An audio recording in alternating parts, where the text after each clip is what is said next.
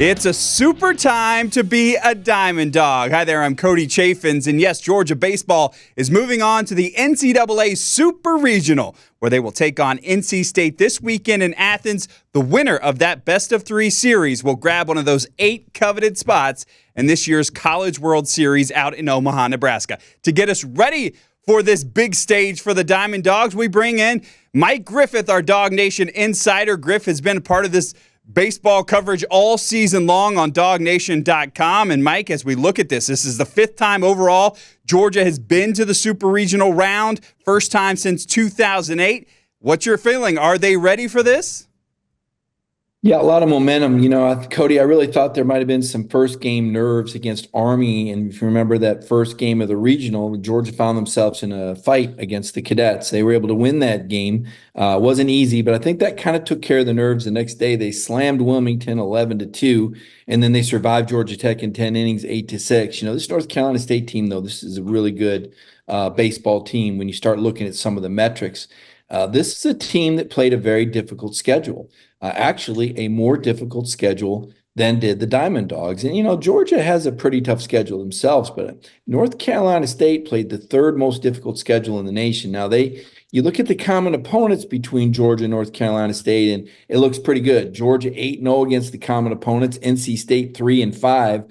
Those common opponents were Georgia Tech, which actually swept North Carolina State back in March, UNC Wilmington, which beat NC State in Wilmington this year. Of course, Georgia beat Wilmington in the regional. Clemson, a team that Georgia beat in 15 innings earlier this year in Athens. NC State took 2 out of 3 from Clemson earlier this year. And South Carolina, both teams beating the Gamecocks. North Carolina State beating the Gamecocks in their regional. And, of course, Georgia sweeping South Carolina in Columbia 14-10, 11-5, 14-6. So that would seem to bode well. And yet, I do think there'll be challenges. NC State has a 26th-year head coach, whereas, of course, Wes Johnson in his first year, no stranger to postseason success, but not with this club. So I think this is going to be a challenging matchup and should be a good one. Yeah, really surprising to hear that NC State's had a tougher schedule than Georgia, especially when you consider a quarter of the teams left, of the 16 teams left, 4 of them are from the SEC East, so an incredible year that Georgia's had. When you talk about NC State, though, as we start to preview the Wolfpack, it really seems like the pitching is what stands out on the page from them.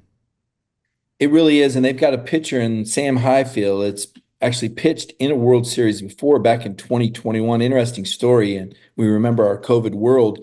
North Carolina State, the last time they went to the World Series was 2021, had to forfeit their second game because of COVID. But Highfield was a guy, Georgia Tech coach thinks that they're going to start him against the Dogs on Saturday, that noon game Saturday, of course, noon Saturday, noon Sunday. We'll find out Monday.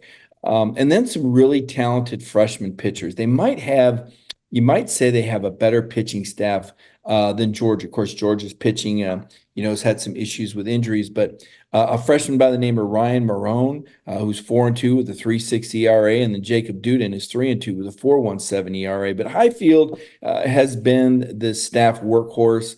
I think that's the guy the Dogs are going to have to beat. I think that first game is going to be paramount to Georgia's success to advance to the College World Series. You talked about the first game in the regional against Army, a game where you said you saw Georgia maybe have some nerves there early. They do blow a lead late in that game in the 8th inning, but then they come back in the bottom of the 8th to retake the lead. Same kind of thing with Georgia Tech, where they were just behind, and then finally came out. And Wes Johnson kind of talked about that 27-out mentality. How much do you think he brings to this team of never give up and never fighting, and how much that comes from the head coach? A lot. I think the mentality of this Georgia baseball team, obviously they're talented. They got a great lineup 1 through 9. You got Colby Branch batting in the 9 hole with 17 home runs. Of course, Charlie Conner leads the country in home runs. They're 3rd in the nation in home runs.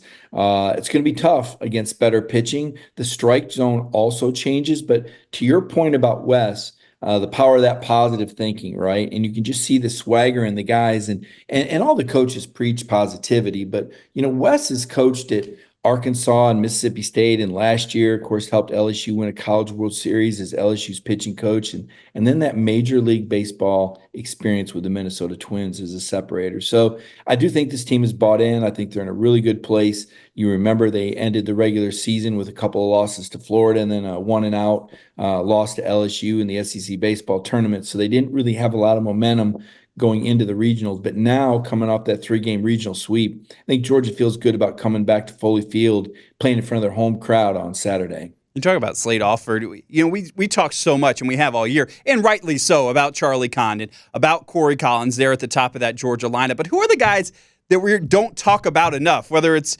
Colby Branch at the bottom, where he comes up with a huge grand slam on Saturday last weekend, and also huge hits late in the Sunday game. And then Trey Phelps also had the homer, just a freshman. My God, a freshman, right? But who are some of these other players that aren't getting enough love because they're kind of in Charlie Condon's shadow?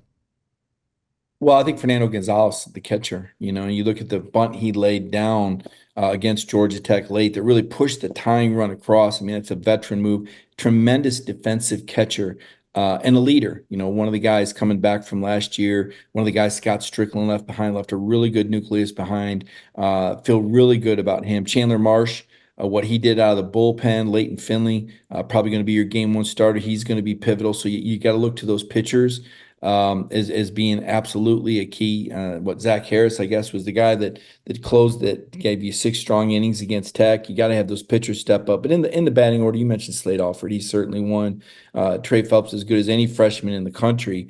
And then, as I said, Colby Branch. I mean, the guy hit, 4 grand slams this year, program record. The grand slam against Wilmington broke that game open last Saturday. And then Sunday night, he comes up with the game-tying home run in the top of the 9th. Dogs had to have a run, and Colby in one swing batting out of that 9-hole. Such a luxury, because you think about it. You go from Colby in the 9-hole to Corey Collins, who's the toughest out in college baseball, leads the nation on base percentage. And then you go to Charlie Condon, the best player in the country, batting that 2-hole, leads the nation in home runs, batting average, and slugging percentage. Yeah, a lot of that reminds you of the Atlanta Braves, who have traditionally, last couple of years, when they're at their best, it's with guys like Michael Harris batting 9th that just turn that lineup over. And, you can't pitch around him because you got the top of the lineup coming up. You mentioned Chandler Marsh, and we talked extensively on Sunday night about the play, right? Because we can just call it the play. Corey Collins to Chandler Marsh and the diving on the bag to get the Georgia Tech runner late in that game. So I want to ask you, Mike, do you believe there's such a thing as a clutch gene? And do you think some of these Georgia players have it? Like we talked about, losing a lead late against Army, coming back, beating Georgia Tech late. You mentioned the Clemson game earlier this season that goes 15 innings. Is there such a thing as a clutch gene? Well, I think the clutch gene comes out of players that are able to stay focused and not let the moment get to them, able to thrive under the pressure. It increases their focus, the one pitch at a time mentality, and a lot of that goes with Wes's philosophy of, hey, if you got a 7 or an 8 pitch at bat, you get out, but you foul off a couple balls and stay alive. That's a good at bat. And so they're looking at each pitch. They're not worried about the result. They're focused on the process. And I think that's what makes for a clutch player, a guy that's able to focus on the process and not get overwhelmed by the moment. When we look back at last weekend, I think one of the things that maybe is not on top of their game would be the Georgia pitching. You talk about Leighton Finley. That Army game didn't have a great start. Colton Smith walked a lot of batters in his start against UNC Wilmington. Zach Harris did have a great start against Georgia Tech after he really settled in that game. But you're talking about 19 walks in the final 2 games of the NCAA Regional. That's something that's obviously got to change. And how do you feel about Georgia's pitching heading into this weekend? I think it's adequate. The strike zone changes in the postseason a little bit. You get some different umpires that maybe you haven't worked with all year. Usually you're working with SEC crews. Now the umpires crews get spread around a little bit. So you've got to adjust to the umpire strike zone. Sometimes it can be a little tight. Wes was talking about some of the technology that has the college umpires being graded on a major league strike zone. Look, Georgia's trying to throw strikes. They want to pound the strike zone. They want to make the other batter put the ball in play. They trust their defense. So it's going to come down to their ability to focus, find their spots. Again, Chandler Marsh, the play, the Brock Bowers-like play over there, Matrix style, twisting his body, keeping a foot on the bag. But remember, this is a guy that came out of the bullpen with the bases loaded, 2 outs, no margin for error. in a tie game and had to get that out. And it ran the count to 3-2. I mean, that's as big a pressure pitch as you're going to get. So I think we've seen the Georgia pitchers develop some mental toughness, and certainly Wes as a metrics guy, and he gives them every break working with Fernando calling those pitches. Now, I'm not sure if the Army guys are going to come back to be at Kudzu Hill this weekend, but what a home field advantage it was throughout the weekend there at Foley Field. How much of that will be a factor as they take on NC State? Big factor, a team that hasn't gone, like you pointed out, hasn't been this far since 2008. And, it feels better when you got the world behind you. NC State got a 600 ticket allotment, roughly 3,700 tickets sold out in 5 minutes, Cody. I mean, obviously the season ticket holders had the first swipe, as well as some people that bought a premium ticket package at the start of the year and didn't leave much for the general public to consume. Those tickets going for over $100, normally $15 each, and it may go up even more before game time. But there's no doubt it's going to be an intense, loud environment. Foley will hold between 37, 39, depending on how many standing room only, if you count Kudzu Hill or not.